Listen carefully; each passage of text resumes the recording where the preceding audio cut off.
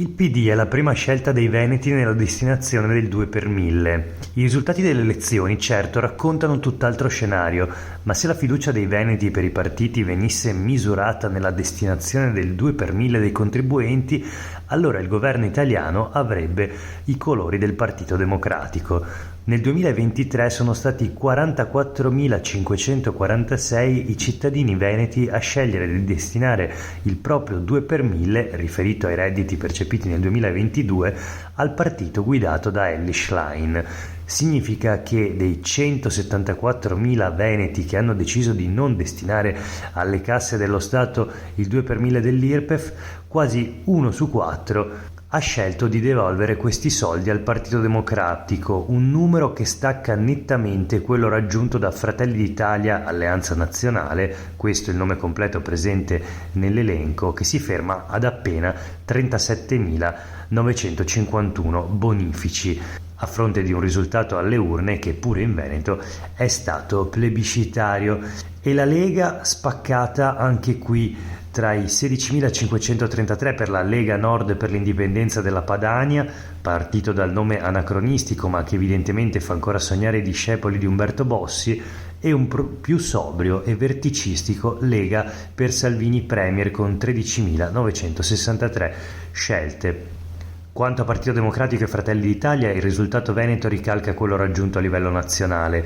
Grazie alle scelte dei contribuenti, l'anno scorso i Dem di Elly Schlein hanno raccolto 8,1 milioni di euro, mentre il partito di Giorgia Meloni ha radunato un tesoretto pari a 4,8 milioni. Questo è Sveglia Veneto, il primo podcast dell'informazione vista da Nord-Est. Io sono Jack Calcetto, oggi è giovedì 25 gennaio 2024, la prima notizia del giorno riguarda la politica regionale, in particolare la destinazione del 2 per 1000 dei veneti. Il PD è la prima scelta, a seguire si colloca Fratelli d'Italia, poi distinte, separate in casa, la Lega Nord per l'indipendenza della Padania, si tratta della vecchia Lega, il partito che fu di Umberto Bossi e che ancora formalmente non è stato sciolto, convive e coesiste con la Lega di Salvini Premier. Insomma, abbiamo letto le prime colonne dell'articolo di Laura Berlinghieri nei quotidiani del gruppo NEM. Hanno scelto il partito guidato da Schlein in più di 44.000 in regione. Il Movimento 5 Stelle è soltanto quinto, mentre è terzo nel resto d'Italia. Una differenza quindi per il partito di Giuseppe Conte di 2 posizioni tra la media nazionale e il Veneto. Seguono poi i Verdi, più Europa, Sinistra Italiana, Azione, Italia Viva, Articolo 1 Movimento Democratico e Progressista, poi Forza Italia, Sud chiama Nord, Radicali Italiani, Possibile, Unione Sudamericana Emigrati Italiani, Sud Tirol Volkspartei e Partito Socialista Italiano.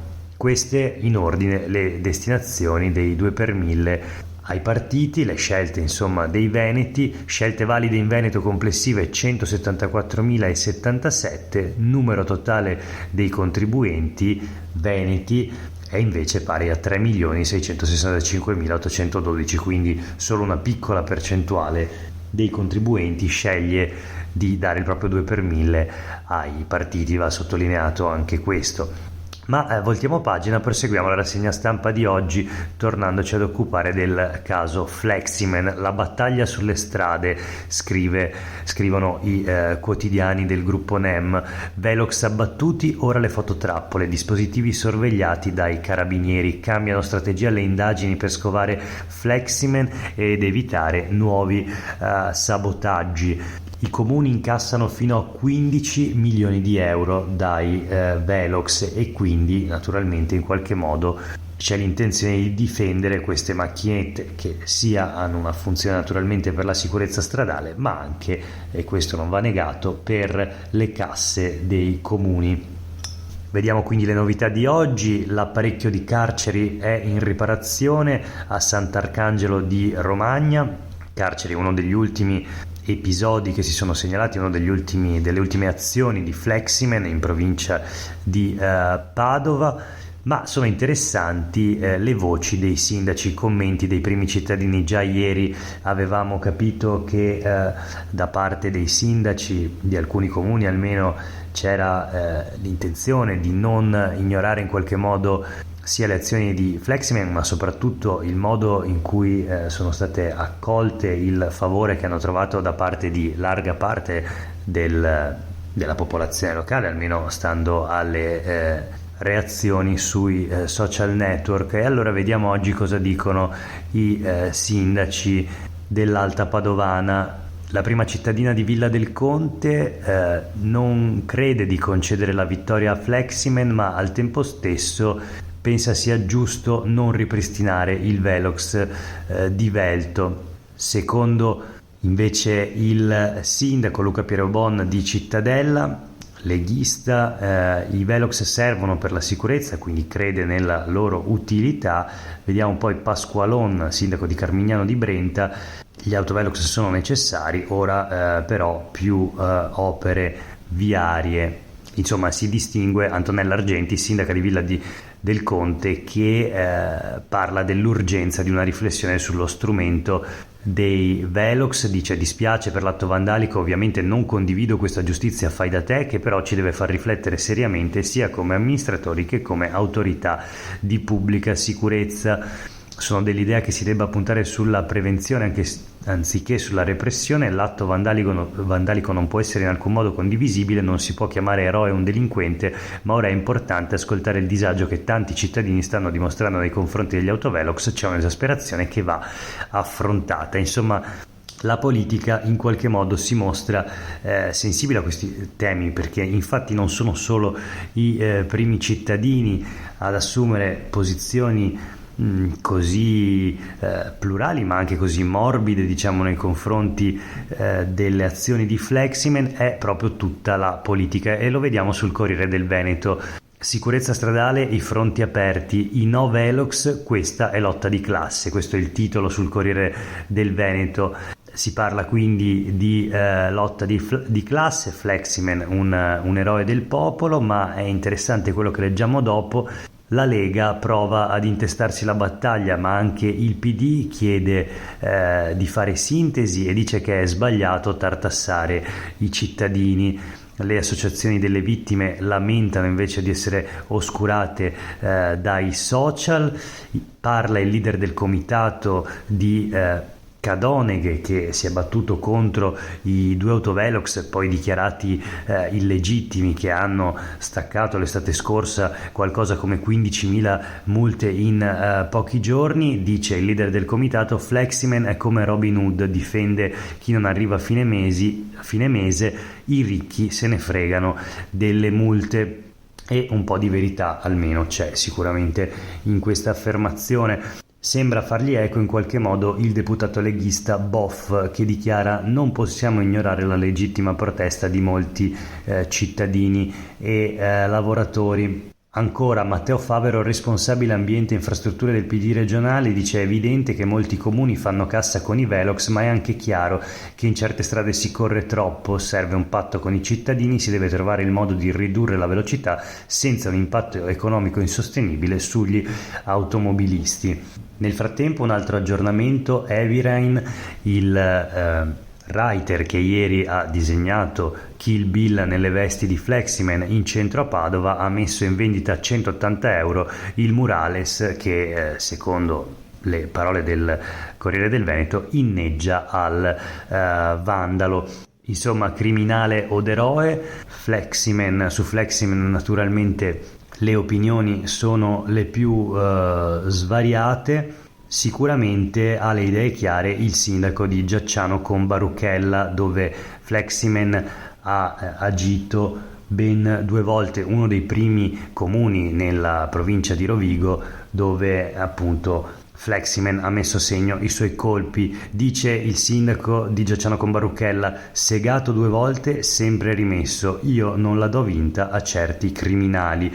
Il boom di multe c'è stato all'inizio, quando si rilevavano velocità 3 volte sopra il limite, poi la gente impara e si regola in sostanza. Ma voltiamo pagina, proseguiamo la rassegna stampa di oggi con alcune notizie flash, partendo dalla questione dell'autonomia, la sfida delle riforme. Zaia rilancia: vogliamo poter gestire tutte le 23 materie. Dopo l'iter in Parlamento entrerà in campo la delegazione trattante veneta e il presidente Zai annuncia quindi grazie ai LEP i cittadini avranno lo stesso livello di prestazioni. Non sono d'accordo i governatori, i presidenti di regione del PD che vanno all'attacco, parlano di uno scambio dell'autonomia per il premierato e quindi si schierano contro la riforma. Bonaccini, Emiliano e De Luca parlano di una legge bluff. Emiliano, presidente della Puglia, propone un referendum abrogativo e De Luca invece dice serve mobilitarsi a difesa del Sud e dell'unità. Dall'altra parte Erika Stefani, responsabile del Dipartimento Autonomia della Lega, dichiara le fake news dette dall'opposizione sulla riforma provocano un danno alla cittadinanza, ora pensiamo ai LEP. Parlano anche le categorie economiche. Renato Boschetto, presidente di Confartigianato Veneto, il via libera del Senato è un'ottima notizia, alle imprese serve un Veneto più forte, un paese più efficiente. Dall'altra parte i rappresentanti del mondo del lavoro, Tiziana Basso, segretaria della CGIL del Veneto, questa riforma accentuerà ancora le disuguaglianze tra nord e sud eppure all'interno degli stessi territori. E poi ancora un colloquio firmato da Enrico Ferro con l'ex ministro Bassanini che mette in guardia con l'autonomia, questa naturalmente del disegno di legge Calderoli, sarà la fine dei diritti civili e sociali. Ieri intervento all'Università di Padova del politico e costituzionalista che alla fine degli anni 90 promosse il decentramento, quindi sicuramente non un centralista, anzi forse il primo teorico dell'autonomia, del federalismo, comunque del decentramento appunto in Italia. Teorico e soprattutto attuatore, più che teorico, anzi delle prime riforme appunto per il decentramento, ma dell'autonomia leghista dice rischia di essere un salto nel vuoto senza avere le basi, la stessa condizione che portò anche noi al fallimento. Il professore di diritto costituzionale insieme ad Amato, Gallo e Paino si dimise dal comitato dei saggi di Calderoli. Ricordano questo i quotidiani del gruppo NEM. Sul Corriere del Veneto il titolo è più dritto, autonomia, ora la Camera, questo è il prossimo step, infatti il dibattito alla Camera, pesante incognita sui tempi. E c'è un'intervista a uno dei venetisti che salirono sul campanile di San Marco nel 97 con il famoso Tanco, uno dei serenissimi Fausto Faccia, che dice l'Italia non è riformabile, ci stanno dando caramelle. Questo il suo parere sull'autonomia, naturalmente non la considera una conquista. Chiudiamo con le ultime due notizie. La prima la troviamo sul Gazzettino in un articolo di Serena De Salvador. Giulia, petizione contro il prof legale di Filippo, l'università lo difende.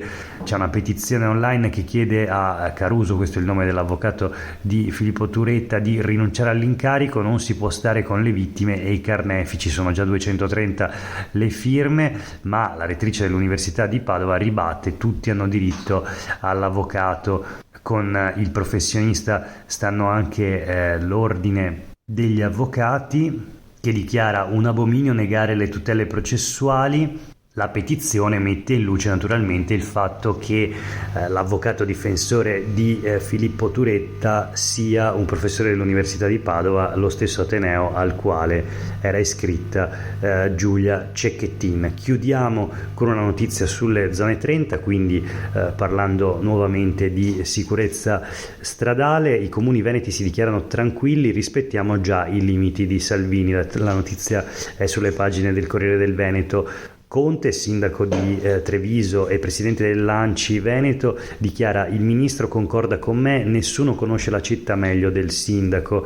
Nel frattempo il comune di Verona dichiara: non si torna indietro a Verona, nel 2023 un morto e 100 feriti al mese per la velocità, quindi confermate le zone 30. A Mestre invece non vige nessun automatismo, ogni zona 30 è monitorata. Qual è in sostanza la questione? Che dopo la scelta di Bologna di diventare la prima città 30 italiana, con il 70% delle strade del comune dove il limite passa a 30 km all'ora, il ministro delle infrastrutture Matteo Salvini ha diramato una direttiva che dice che l'abbassamento dei limiti può essere deciso solo in aree limitate e per specifici motivi nei comuni del Veneto. Allora si è scoperto che sono molte le zone 30 in corrispondenza di scuole, impianti sportivi e zone residenziali, sono però poche le multe che vengono fatte per violazioni dei limiti di velocità. A Treviso in 10 anni le sanzioni stanno a zero. Insomma, sembra che le zone 30 siano più che altro, come ci si potrebbe appunto aspettare, come è ragionevole aspettarsi, una forma di moral suasion e di avvertimento nei confronti degli automobilisti. Per oggi è davvero tutto, grazie per aver ascoltato questa puntata di Sveglia Veneto. A tutte e tutti voi una buona giornata.